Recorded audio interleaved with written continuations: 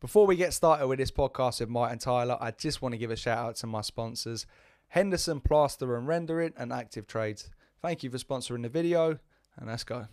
Right, hello everybody. Welcome to another episode of the Dan Morley Boxing Podcast. Today I have a guest with me that I'm really excited to get on the pod. I have one of the most legendary voices of football, someone I've got to know really well over the last couple of years, Martin Tyler. Martin, thank you so much for coming on. Dan, it's a pleasure. I think we should tell everybody to start with that we got to know each other in a boxing context. And I was taken to a gym in Surrey where you were working out and strutting your stuff. And I got invited to, what do you say, punch the pads? Yeah, the pads were us. Yeah. So, you were hit. Well, when I first saw you, you were in the ring hitting the pads. Yes. And, it's this. People will be surprised at that. Yeah, a late comeback. Yeah. But it was a comeback because when I was 11, I went to grammar school, the old grammar school in Guildford. And we had a junior boxing club, it was called. So I piled in, but I found that I was one of the two heaviest kids of that age group in the junior boxing club. So at the end of the first term, I'd been coached a bit. We actually had a competition. So I had my one and only fight against a guy called John Denny. I wonder what happened to him. But I won. So I'm 1 for 1, is it? Is that what you say? 1-0, yeah. 1-0, 1-0. And but I got trained defensively and to lead and all that came back when I was hitting these pads over 70 years later. But my granddad had one fight, but he was really into boxing. But and my other granddad hated boxing. Not hated it as such, but when I started doing it, he started showing interest. But as a kid, he was the same. He actually had 2 fights because in school it was part of the. Well, it was mandatory. It was part of it. And he actually had more fights than my other granddad. But I always remember him telling me, I think he got stopped on both occasions. But my other granddad, the one that loved boxing, had the one fight. He's like one of my best mates. And we went around my mum's and just got the gloves out to play.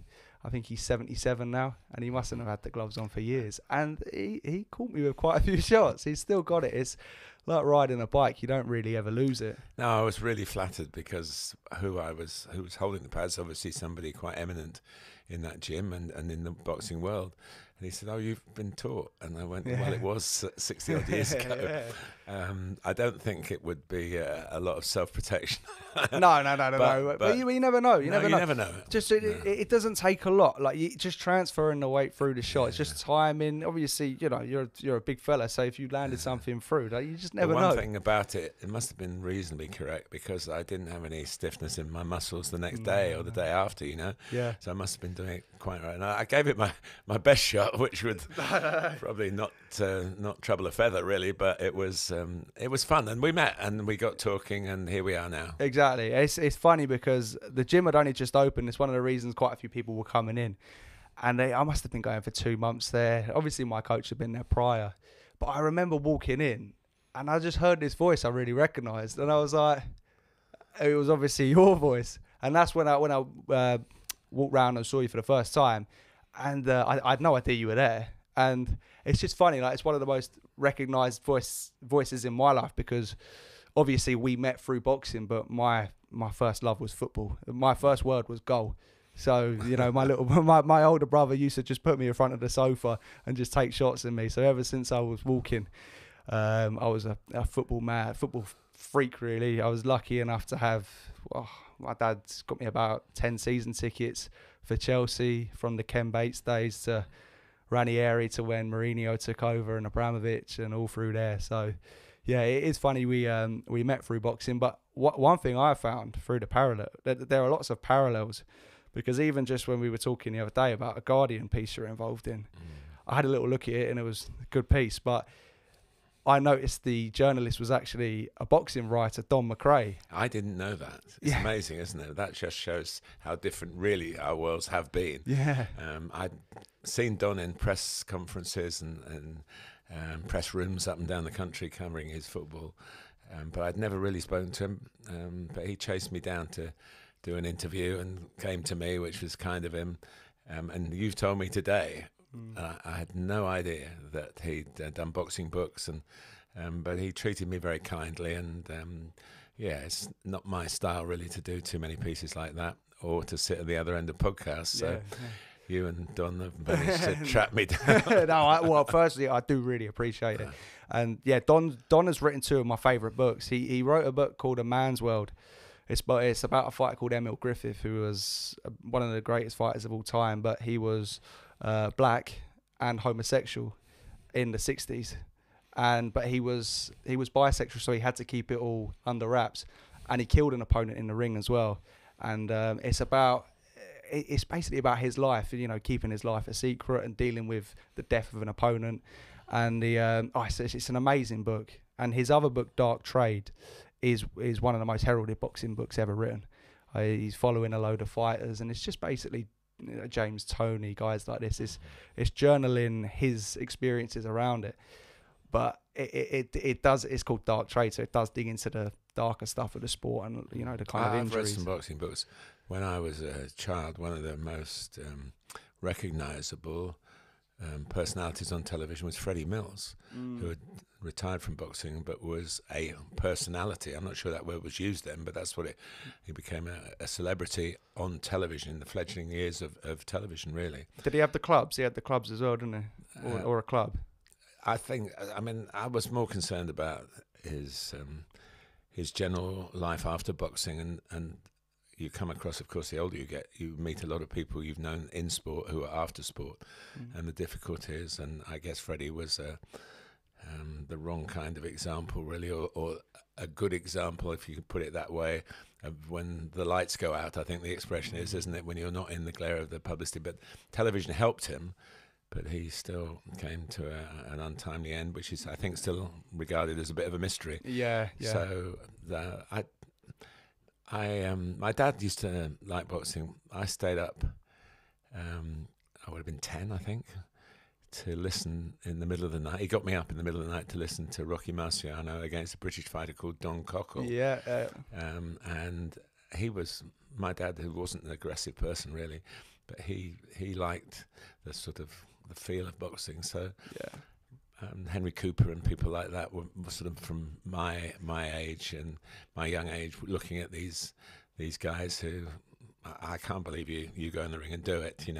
I've had one fight against another 11-year-old, and I've probably squared up to a few people on the football field, but not wanted them to be aggressive about it. So, but the science of it is remarkable, really, and the techniques, and we've had chats about that, and I'm really glad you're fighting again. I mean, in regards to the, you said your dad wasn't aggressive naturally, but I from being in boxing now, well, 13 years I've been in boxing, I found that most people that warm to the sport and go far in the sport and take the sport seriously are normally quite gentle-natured anyway.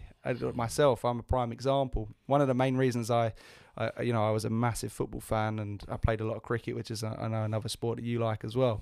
But one of the reasons I was kind of loath to go to the boxing gym to begin with is almost like the stigma around it. You think you go in there and you're going to get beaten up. You think it's going to be full of intimidating people, but it's really not. It kind of respect, a lot of mutual respect. Entirely, and you do see a lot of people go in with either an ego or a bit of an ego, and they either leave or they get humbled, because it's just one of those sports where you need to respect the other person, but it makes you respect yourself, really. You're not allowed to take any, you can't be a blagger, really. And I found as well, like, the reason it kind of makes you confront all of your fears, and if you haven't got it, you're not gonna last. So I find the people that stick with it are normally quite layered, quite soft, quite unassuming, and the most dangerous ones are usually the quietest ones. That's what I've always found. So the one thing that I find is a massive difference between team sports, which have been my sports, obviously football and cricket as well, and the individual sports. I find it hard to empathise with the golfers and the tennis players, because they're rightly only concerned with themselves, whereas in a team sport, you're just a part of it, and you want to make sure you're not the weakest link in the part of it. And I do think it's sort of a natural selection. You've either got that inner belief to be an individual in an individual sport, or you want the surroundings of the sociability as well as the actual fact that the game depends on you all linking together and to watch some of the great teams, and then you can dissect them as individuals afterwards because they're all different. And why has this team worked? The chemistry of building a successful football team is such a hard thing to achieve, and it can be taken away in an instant. One injury or one red card or something that might just come out of the blue, and it just goes down like there's nothing there in the first place. But of course there is something there that's very substantial. And the successful teams, when you look at what Manchester City are achieving under Pep Guardiola and how they're managing to sustain it. Being successful is one thing. Sustaining success is altogether. It's 100 times more difficult. Yeah. And that's my admiration in the sport for those who continue to keep going. And in boxing that happens. But in boxing you feel there is a physical risk for the late 30s, early 40s people that fight. But in football less so. You might not remember the name. You might remember the name. I'll test you out. Stanley Matthews, who was a sort of byword for sportsmanship and individual football skills within the team. He retired at the age of 52, and that's a long time ago in the early 1960s. And I interviewed him, and not long before he died, actually. He was in magnificent shape. He looked after himself. He lived the same life after football as he did, which included one day where he only took water, purify the system. That happened when he was playing, and he kept going through his life. And I said, any regrets? And he said, I retired too young. It's amazing. You always get those kind of freakish athletes that can just have the crazy longevity. You say Stanley Matthews there have been a few fighters, and one of the things about Matthews as well, as you say, the era, it's just so ahead of its time. And to kind of link it to boxing, there was a boxer called Archie Moore who boxed Marciano, and he was similar. He had around 200 odd fights and won the light heavyweight title at 38. So he's getting on a little bit, but he held it for 10 years. So, going until 48, and he was they called him the old mongoose. And one of the reasons is because he was so crafty. But it's freaky. And even in recent years, Bernard Hopkins and George Foreman have won titles at 48 into their early 50s. Well, this obviously will be watched at various periods of time, but I'm off after we finish today to see a game in which Luka Modric might play. And he's 38, and they say it's his last year at Real Madrid. But he won't want to. He won't want to stop, knowing him, and he's got a fantastic physique for keeping going. No body fat at all, and wonderful individual ability to look after himself in situations. But you just look at that and you think, I saw him play when he was 18, and here he is still going strong, and still, if his name's on the team sheet, which it might, it's not on the team sheet every week now. But Carlo Ancelotti, the Real Madrid manager, paid him a great compliment, saying, when he's a substitute, I only warm him up if I'm putting him on. I don't just say, 3 of you go out and warm up with some whatever they're allowed at that level. It's usually 3 over here, 3 in one go. And so I think that's huge respect from another man who's achieved a great amount, and a former Chelsea manager. Former Chelsea manager. Brilliant for you. No, I liked Ancelotti. And he's a brilliant manager. He's the Don, isn't he? Especially with what he's done at Real Madrid. But the best eyebrows in football. I can't do it. But Modric again is a phenomenal player, and I think that's one that's gone under the radar. I know Cristiano is the prime example of longevity and looking after yourself, but for someone like Modric, especially where he plays on the pitch as well, just the amount of distance he covers, just the way he's so elegant, I think it does go under the radar. Maybe, as you say, he isn't on the team sheet every week, but to still be playing at that level at that club is it's a testament. It's one that you don't really hear enough about, especially considering he's only a few years ago just won the Ballon d'Or. You need very strong minds, Dan. I think that's what we're talking about. If we link the sports together, you have to really want to do it. I feel in my way that I've got a wish to keep going, because my mind tells me I can still do it. Whether I do it to the levels that the viewers want, I don't know. That's always they'll have their opinions, and the people you have to please are your bosses, really. So I'm still getting asked, and while I'm still getting asked, I'll still say yes. But it's my mental strength that gets me going. Physical strength does start to go when you get to my age. Of course. I'm not too.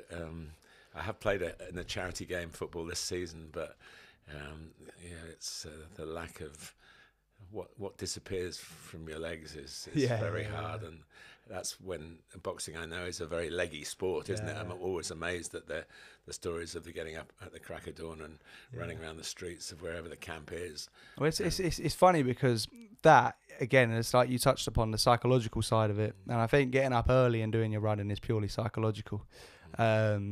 Just so you're putting in the work when you know your opponent isn't putting in the work. It has no physical benefits. But I think... Is it not before you eat or something like that? Yeah, I mean, it's so advanced now that I don't think it really makes a difference. I have done it, and I found that, like Mike Tyson used to get up and run really early.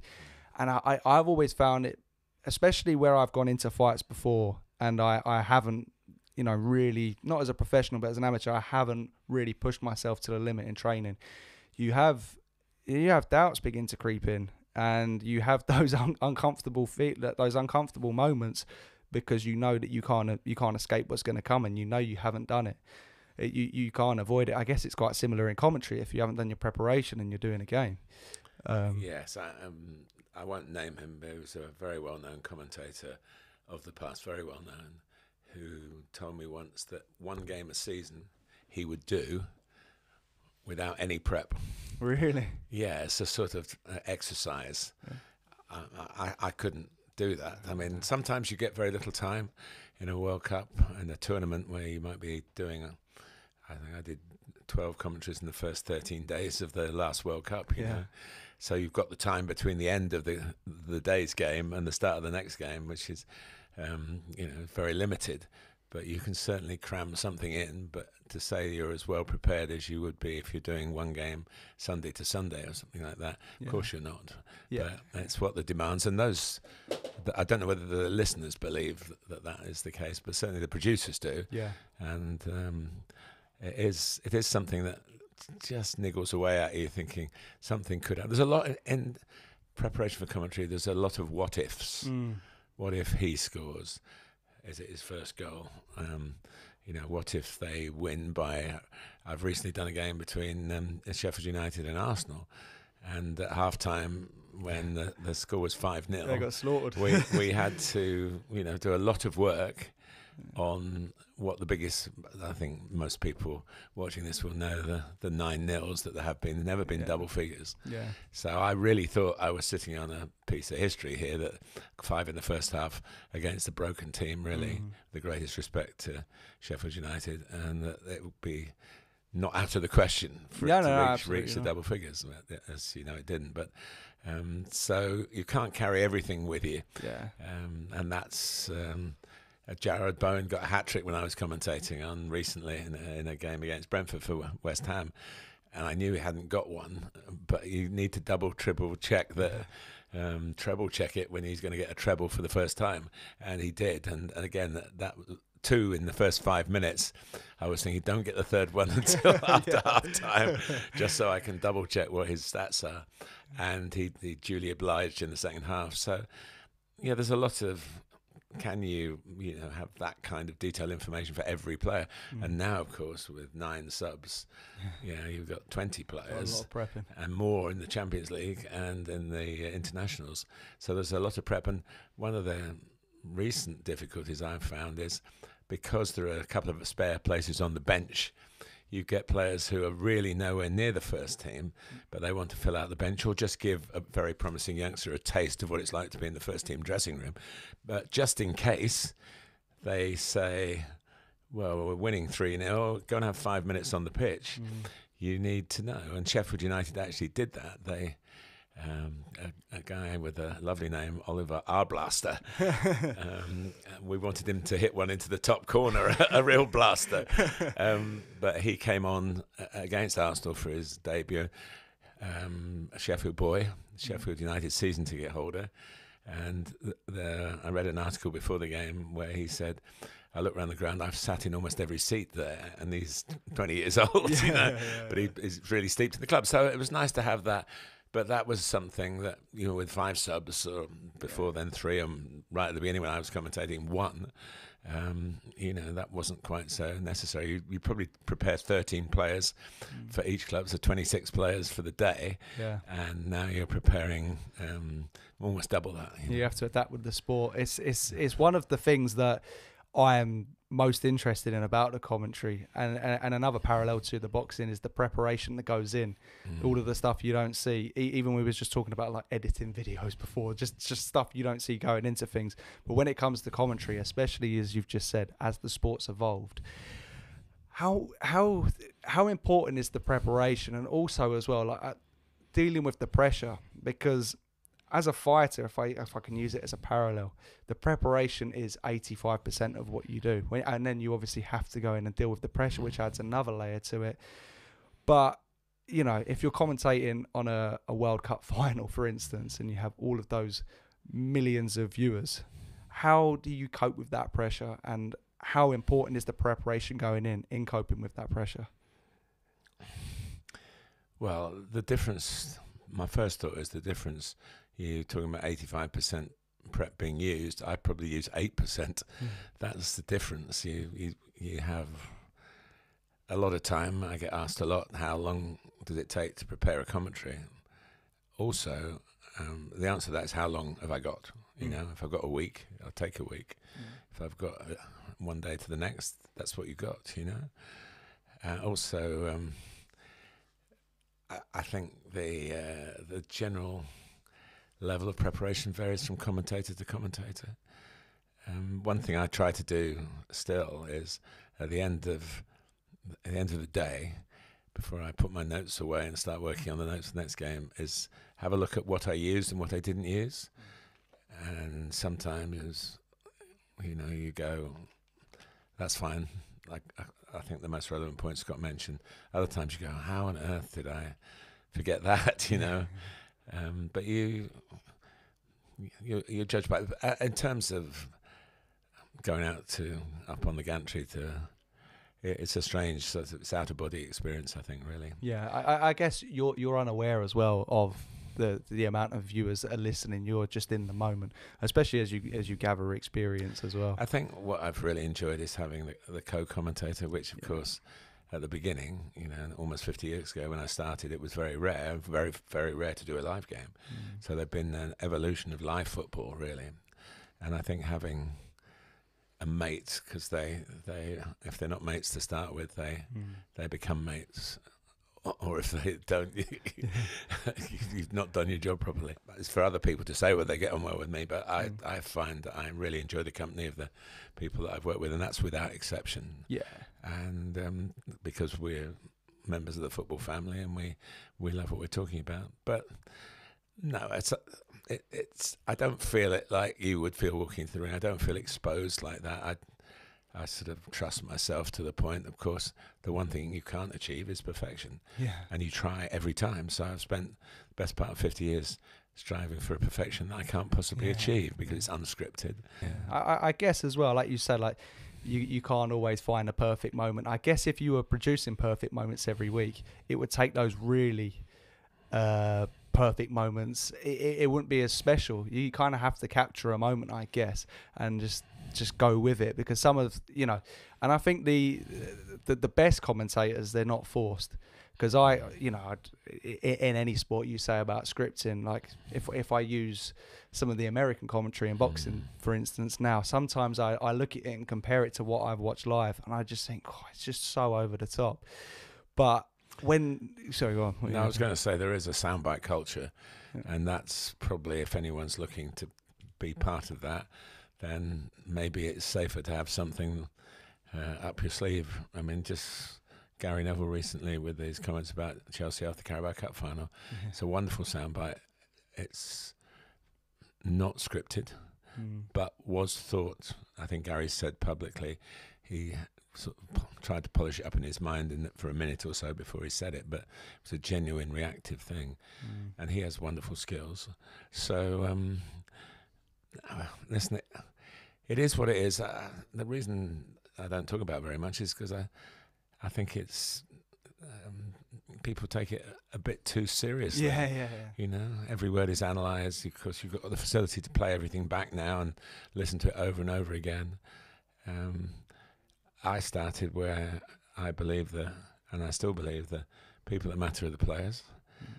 The managers have increased in celebrity status as the game has become more global and more not just on the back pages, shall we say, reaching a wider audience. So I understand the personality of that, but I never set out to do anything more than shout goal for a living, identify the players, and put a bit of information in where it matters. Hopefully, where it matters. That's a bit of a difficulty, and generally let everybody enjoy what they're seeing on the screen. And there's some words there if you need them, you know. Yeah, of course. I do feel maybe you don't look at it the same way yourself because it's your job, but as a fan, when a commentator captures the moment so perfectly, especially when it's one that means so much to you, it just stays with you. Like, for instance, I have some of your own ones. Like, as a Chelsea fan, the Drogba, it's had me in tears before. Because I guess when it's done well, it perfectly encapsulates all of your emotions, all of the build-up. That one, for instance, where the injustice of the Barcelona game, all of those years where we never won the Champions League, all of those journeys I'd done to Chelsea with my family, and we'd finally done it. And it's just in that one moment it's just, I'd always say, Drogba, like, you know, I'd always think back to it. Well, the football is what gives you the moments. And if you're lucky enough to be holding a microphone at the time when those moments happen, then it's the privileges with the broadcaster really to be able to have a way of expressing the feelings that everybody else is feeling. Really, you try to be objective. I've always tried to be objective. Even that game, which was played in Germany in Bayern's own backyard, and for Chelsea to win the Champions League was an extraordinary achievement. And all sorts of problems with the team selection as well, and to come through it as they did. Oh, it was unbelievable. And that was the Saturday after Sergio Aguero won the league for Manchester City on the previous Sunday, so it was quite a good week, really. Yeah, I was going to say it's a big old week for you, that. Yeah, no, it's yeah. I mean, obviously the Aguero one, but for me, it's just it. I remember, and I'm sure most people are the same. I suppose that's why it has such a deep place in the heart. But I remember the commentary moments, you know. And I use the Drogba one, for instance, because it's one that resonates with me. But even in my favourite fights, I don't think about the fights. I think about the commentary moments. And, you know, like a Howard Cosell in the George Foreman, Joe Frazier fight. I met Howard Cosell once. Did you? Yeah. I had a small stint in the mid-'80s covering baseball for Channel 4, I guess. And we went to a World Series. So I met a few people. Vin Scully was a brilliant broadcaster who broadcast into his mid-'80s, was just an amazing reader of the game, but poetry on his lips, you know. Yeah. I got a little close-up view of them working, and it was special. It's obviously a very big time in the US, isn't it? Oh, absolutely. As broadcasters, they they become household names. I think it's beyond the sport, because the status of television and the way the big events. And people tell me the Super Bowl is the best thing. And there's a guy called Brian Henderson who's the cricket producer at Sky, who's a great guy and a very talented broadcast manipulator, if you like, a producer of the broadcasters. He's very good at getting a good team together. And he does the NFL as a sort of sideline as part of his work. So, and he speaks for him. But the game doesn't mean so much to me because it's stop-start. You know, what I love about football and also the broadcasting of it is that you're in there once they say, and your commentator is, you're off and running for now. It used to be like 47, 48 minutes. It's usually now. I saw a game the other day where there were 18 minutes added on in the second half. So That's another change, to be honest with you. I was going to say, like, when you were mentioning about Cosell and just those guys being so big as well, they had such massive stars to work with, to play alongside, you know what I mean? So with Cosell, the whole relationship with Muhammad Ali, you need those. Well, you don't need those, but sometimes you're blessed with those legendary athletes. And I guess the case it would be for yourself in this era would be probably Messi, I would say. Whenever I know that you would be most linked with Aguero to most people's, but I'd say personally, I feel like Messi is the greatest player I've seen of this era. I know people would say Cristiano too, but I think of this era, you're absolutely right. I think the hard part, because of the varying changes in the circumstances of the game and the way it's played and the pitches it's played on, the comparison with Maradona and actually Jimmy Greaves, who I saw playing for Chelsea, ended up working with him, which was both were wonderful experiences.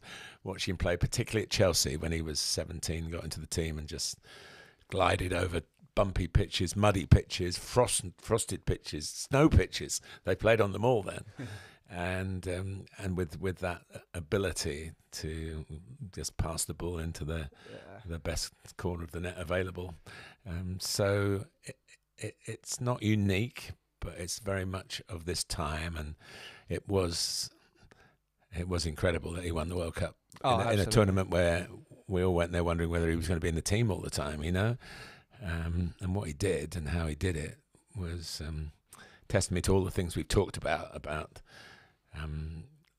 appreciative of the team, but making the most of the individual, and the team made the most of the individual as well. Yeah, no, why should he track back? Yeah. We'll do all that. Yeah. Where he produces the moments of magic. Give him and football is about moments, and obviously for commentators it's about moments as well. But I think the thing that I really like about it is doing the other bits, you know, where you've got to try and understand why, if the game's not flowing, what's happening, and you've got somebody to bounce it off with as well.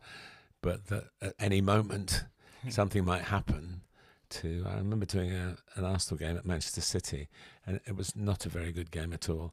And then Arsenal probably needed to win for some. It was the early years of the Premier League, and Ian Wright scored the winner in the 90th minute. And suddenly the story and what had happened in the 89 minutes before then was irrelevant, really. But that moment was when suddenly from, oh dear, and it's only ever a bad game when the final whistle's gone. Yeah. It's never a bad game while you're live. And that's why I always like saying it's live, because I did a lot of football that wasn't live. And so now the gift of being live, if you like, it's only live once, as they say. A certain broadcaster says. How did you come up with the catchphrase "and it's live"? Because it's such a special thing to have to link to yourself. You obviously got Buffer with "Let's get ready to rumble." Whenever people will think about yourself, they'll say "and it's live." Where did that all come from? It was partly what I've just said. The fact it always. Whereas the broadcaster's much younger than me, it's always been live. For me, it wasn't. I remember I think my first live game was a schoolboy international in the late 1970s for ITV. And to be on a live broadcast where mostly you were making sure you didn't talk over the edit points of edited highlights football. And that was my philosophy behind it. But the actual technical reason for doing it was because we went into a commercial break before the kickoff, so it was a hook, really. Don't go away because it's live, you know. Yeah.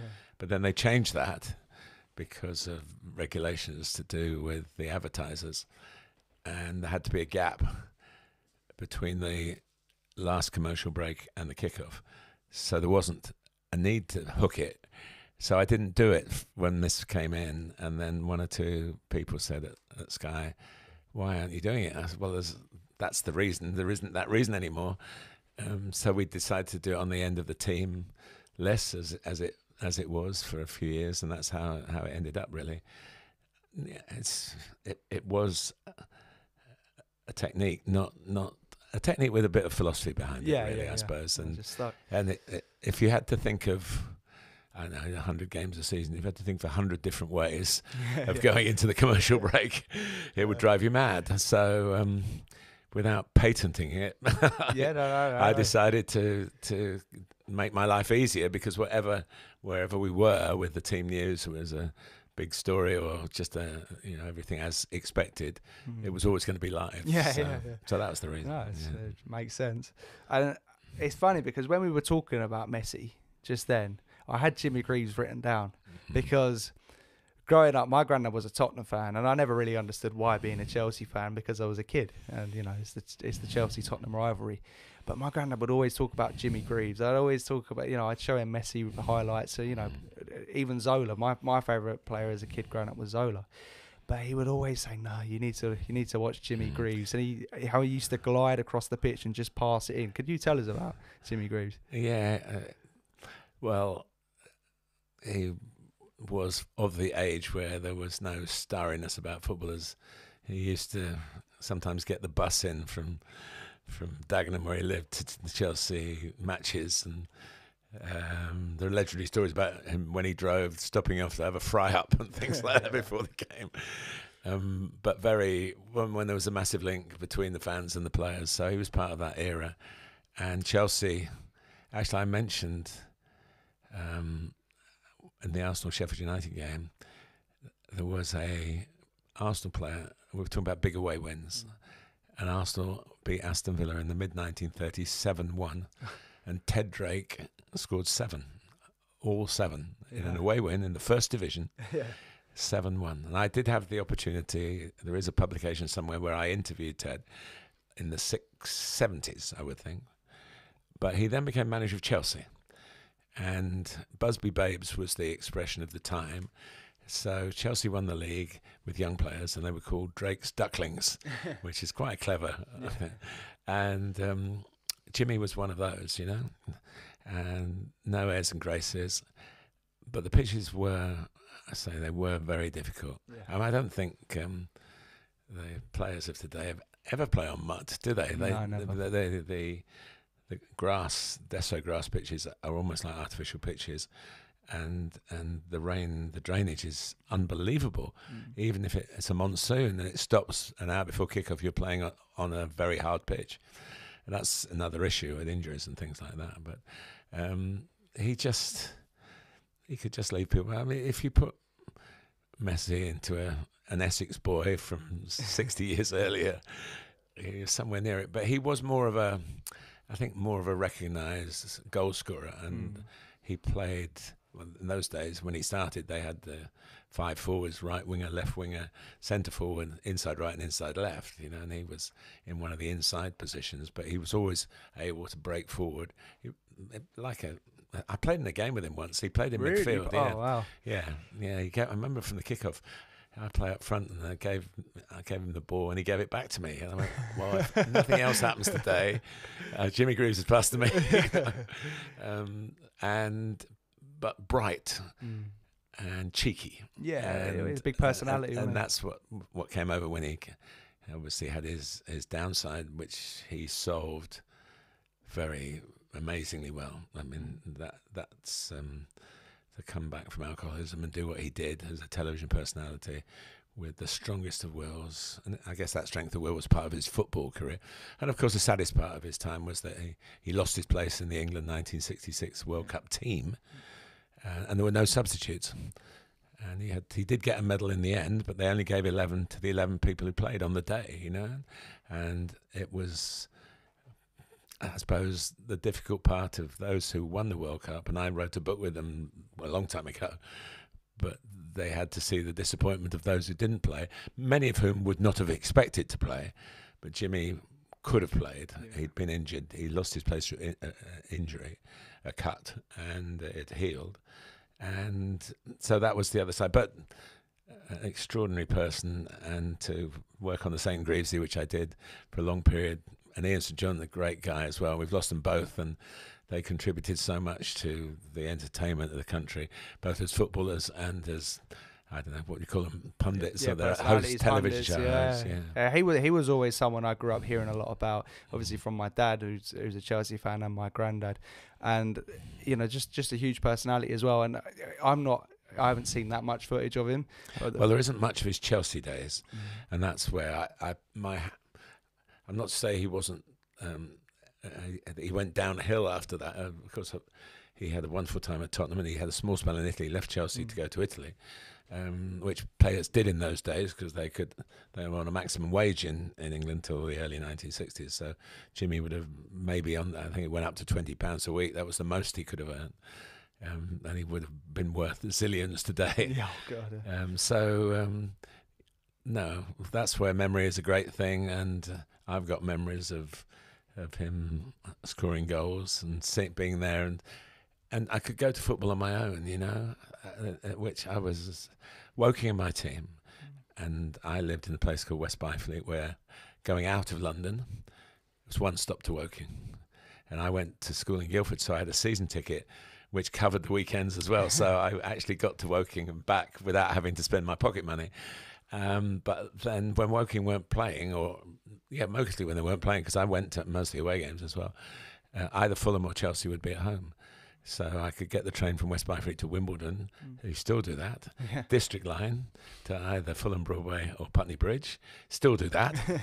And learning about football, watching great play. Big disappointment. We talked about Stanley Matthews. He was supposed to play at Chelsea for Blackpool, and he didn't. And a lot of us went to see him. So I don't think I ever saw him play in the flesh, but I remember the player. It was a South African boy called Brian Peterson played instead of him, and I remember them because I thought, well, you're not Stanley Matthews. He was a very good player, Stuck out for the wrong reason, so it was just one of the wrong days. So that was the luck of the draw was being there at the time that Jimmy was playing those 2 or 3 years where he just ripped it up for Chelsea. And talking about him being a big personality, I think it's Jimmy Greaves. I've definitely seen Brian Clough, but I've seen Jimmy Greaves have a little back and forth with Muhammad Ali. Someone else you've met as well, isn't it? You've met Muhammad Ali. Well, he was in the studio at World of Sport. Yeah, there was a big boxing presence with Reg Guttridge being the commentator, who was a great guy and a good guy to learn. Nowhere near then was I thinking of being a commentator on such a regular basis. Reg, watching him work, But Ali came in. He was what you expect. Whether it was probably thought a few lines, a bit like commentating, is it? Had he prepared? What was he going to say? When was it? How old was he? Oh, you're challenging me then. Yeah, I mean, was he past his? Was he into the Parkinson's? Past. Yeah, because if you look at the times he came to England, you could probably find out. I have a feeling he went to a Birmingham game or something like that. Maybe I may be wrong.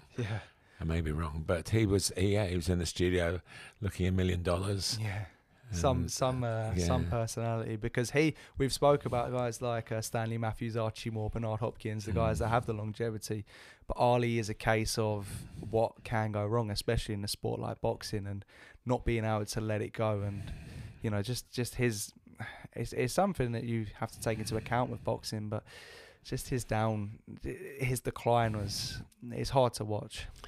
Yes, I suppose you can balance that by saying what he achieved was amazing, and the way he achieved it was amazing. And in the many decades I've been following sport, if you challenge me on the great names of that period, he'd be there. He'd be slotted in. Excuse me. He'd slot in straight away because of the impact that he had. And the way he did it, and even changing him, and he was Cassius Clay to us for a while, and that, if you like, change of identity was something that others followed, and great respect for him for whatever the reasons were to do that. Oh, an absolute icon as well, and sometimes that iconic status overshadows what he actually done in the ring, because he was a phenomenal fighter as well, and in a real stacked division of killers, and just so it's one of the most perfect careers, barring the fact that he went on too long. It's a bittersweet ending, but just some of the biggest fights ever as well. You know, the Henry Cooper could have knocked him out. Yeah, well, there is actually a bit of a story about that with Angelo Dundee. I know. Yeah, I mean, not only an occasional boxing observer, but a British fighter against the great man was something that captured everyone's imagination. And I mean, that was the tabloids, journalists that did exist then, and they ripped into it. And obviously, there are two sides to that story, but the Henry Cooper side of it is what might have been, you know, what that might have done for his career. Well, he was Cassius Clay back then. He wasn't even the iconic Muhammad Ali. It was very early on. And I guess you can look at that from a few different perspectives. Henry Cooper had one of the most devastating left hooks ever, really. But then you look at Ali's ability to recover later on in his career against potentially the greatest left hooker in Joe Frazier. And he always had that freakish ability to recover, but nevertheless it's one of those big what ifs. We'll never know. We'll never know. No. Yeah, but I do think in a sense as well, just for Henry to land that shot, it's probably the most iconic punch ever thrown by a British boxer, and he lost the fight. But and of course he cut a lot, didn't he? That was I remember that from those days. And he had a twin brother who fought as well and had the same problem, weak skin around here. That's it. Once you, because he'd look like a zombie in his fights, almost absolutely caked in blood. But he was a great personality. We're talking about Jimmy Greaves, the personality. Henry Cooper came into one of the first sort of top class athletes to come into television, and he was great fun, and he was another one that was always sort of knocking around that sort of showbiz element, which is much more prevalent now, I think. But there was always a link between sport and show business. I remember Raquel Welch, the film actress, being at Chelsea, your club, and taking a shine to the late, great Peter Osgood. And there was a lot of tabloid talk about that. I got to know Ozzy a little bit later on, and when he was playing after that for Southampton. But I never had the nerve to ask him what really happened with Raquel. I'm sure there are people watching this who know, but hopefully it's a well-kept secret. But good luck to him, whatever happened. I've always remembered my dad's Peter Osgood t-shirt. It's covered in paint now. It's a paint and decorating t-shirt. But speaking of forwards like Jimmy Greaves, I want to talk about Haaland and what he's doing now for Man City. And I've got the stats here. 54 goals in 57 Premier League games. 23 years old. Do you think if he continues, he's going to be the best striker the Premier League's ever seen? Well, I'm full of admiration for Alan Shearer, who I know pretty well and have worked with alongside. He was with Sky before he went to the BBC. And I think the 260 is an amazing achievement. He actually scored, I think, 21 goals in the old Football League. 281. Yeah, and I think it's interesting that he prides himself on 260. I think I'd be happy with, but 281, of course, he's not top. No. Jimmy Greaves, who we've talked about, around 350, all in the top division. So I can understand that maybe Alan's people have concentrated on that. So I think that's an amazing achievement. And I think he was chuffed when Harry went to Germany. Yes. So Harry's setting new records, and we're speaking after he's just buying out of a Champions League difficulty. I think, of course, he is an extraordinary player. He's playing in an extraordinary team. Yeah, always helps. And I hope, goal scoring is what the game is all about. It is still, I think, the most difficult thing to do on a football pitch. Although these days keeping a clean sheet seems to be pretty difficult as well.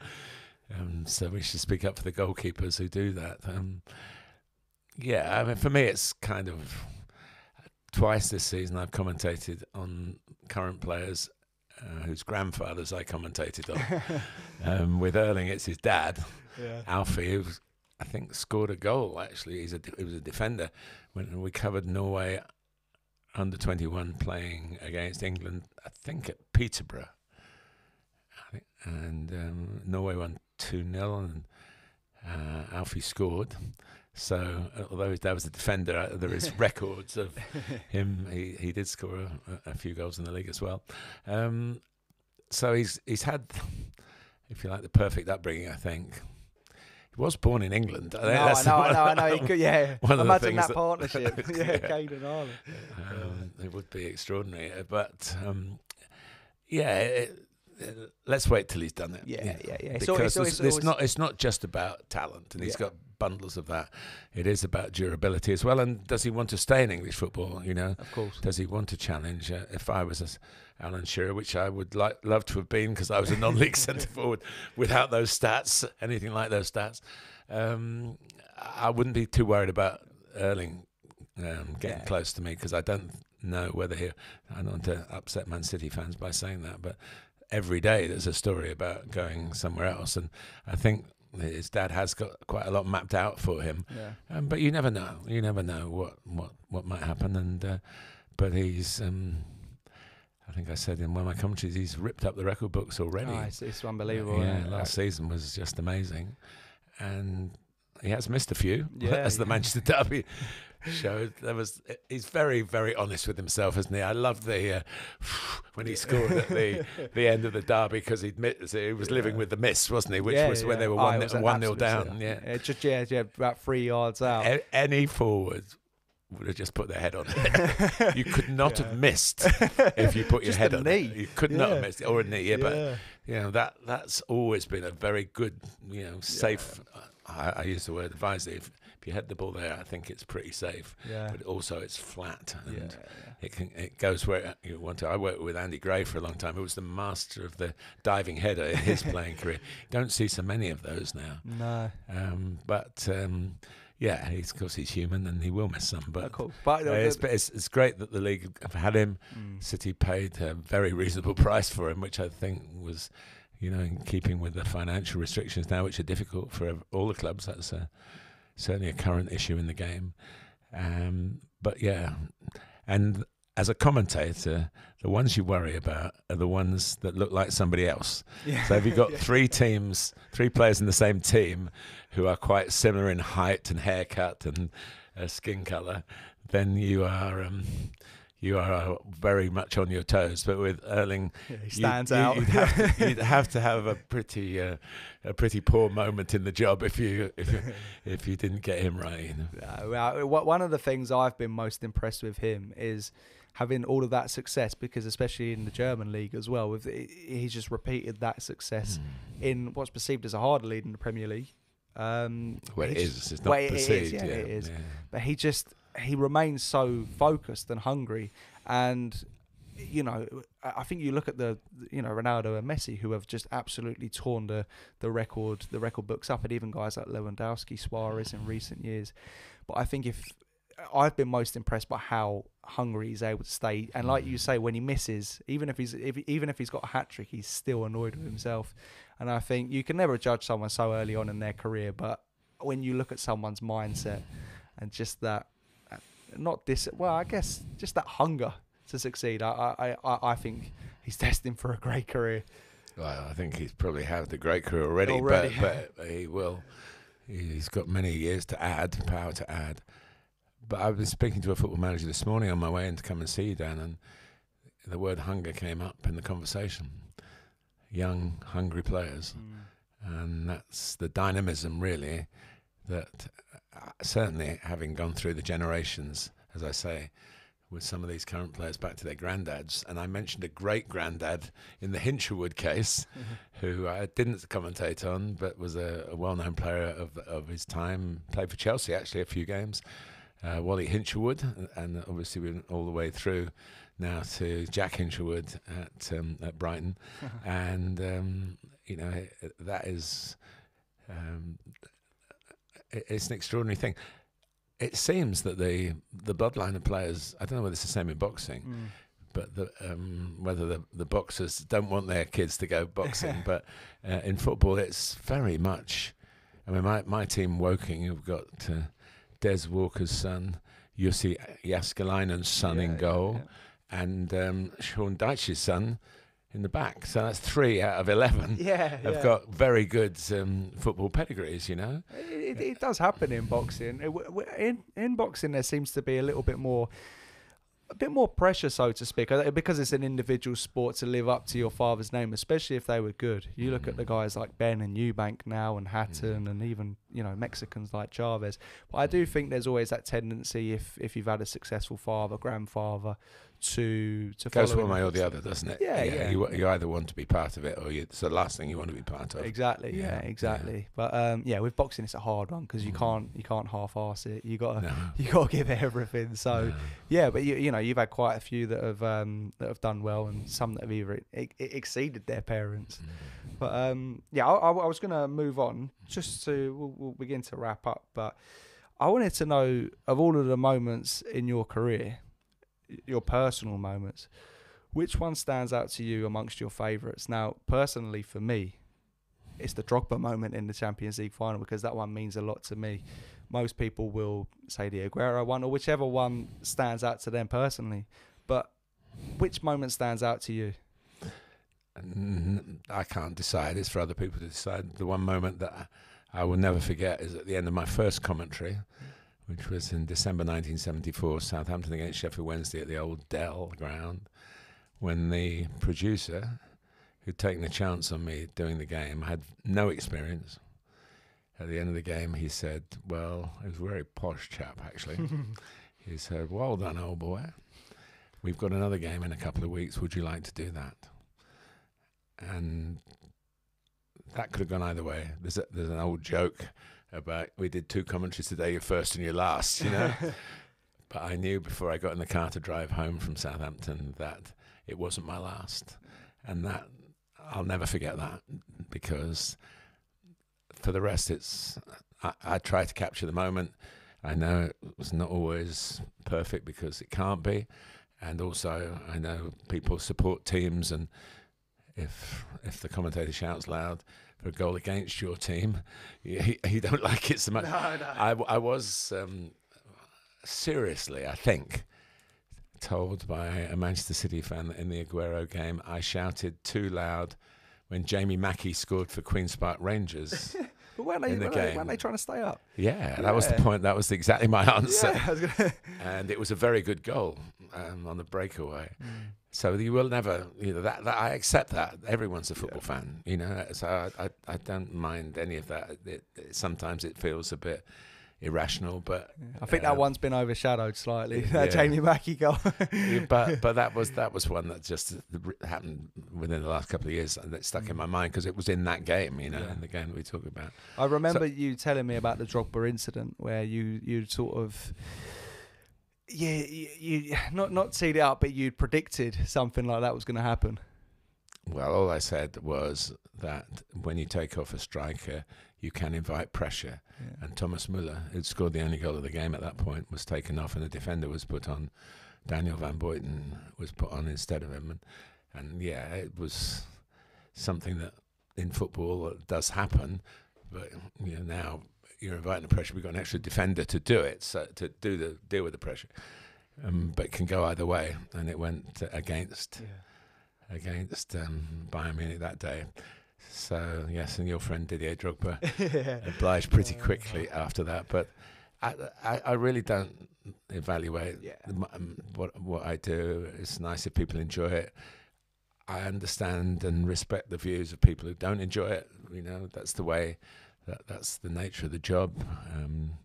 If it was a job you could please people all the time, it wouldn't be half as challenging as it is. No, you'll never please everyone. So that, to have a start in something that I never thought I was ever going to do. I'd done nothing. I mean, I was just behind the scenes. My job was to edit the goals package together for what was the precursor of St. Greaves, On the Ball and The Big Match. That was what I joined television to do, and because I played a bit of football, I think I knew the right bits to leave in, and done a bit of journalism at university and stuff like that. Not a course, but I used to write, when I was playing for the university, I used to write the reports for the university newspaper to make sure that they got the scorers right, particularly if it was me. And so I'd done a bit of that. So it was nothing. It was no plan. The plan was to try and be a player, and that didn't happen. And so I sort of fell into it, and that was the first day. Was it going to be the rest of my life? Yeah. It could have gone either way, couldn't it? So You haven't done bad since. I've hung on in there. And you're still commentating? Still, mostly for World Feeds, yeah. I always did the Premier League World Feed on a Monday, even when I was working with Sky. And so I'm still doing that, and the Champions League and the FA Cup. So, yeah, it's just been involved, Dan. That's, you know what it's like. I know. You're deeply involved in a sport. One thing we haven't done yet is I haven't been to one of your fights yet, have I? So we've got that up our sleeves. It will be soon. I can come and be a flag waver in the corner. Not in the corner. I couldn't do that. If you want to come in the corner. I can give you how to fight in 1956, which is where my only fight was. I'd tell you what, Rocky Marciano was champion in 56, so I wouldn't mind. I wouldn't mind. One of my favourites. But no, I'd absolutely love you to be there, and thank you for all the help you give me, and thank you for coming on. I do really appreciate it. Well, I just want to say before we finish, the reason I've come on is because I see in you the desire, the wish to do things the right way, but to be determined and make a success of your sporting life, whether it's actually in the ring or you have the capacity, and I've seen that, and you've written for the Sky website and other publications as well, that you have the capacity to be somebody to represent your sport with all the highs and lows of it, but the inside knowledge, and you're just at the beginning. So go for it, and when I'm long gone, somebody will be interviewing you, you'll be this side. And it's been a pleasure to talk to you. No, thank you very much, and likewise. And again, thank you for all of your help.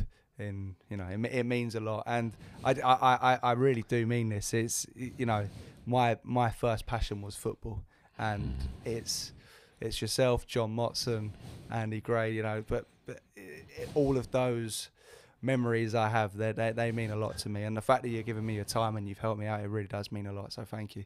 Good luck with it all. Thank you. Cheers.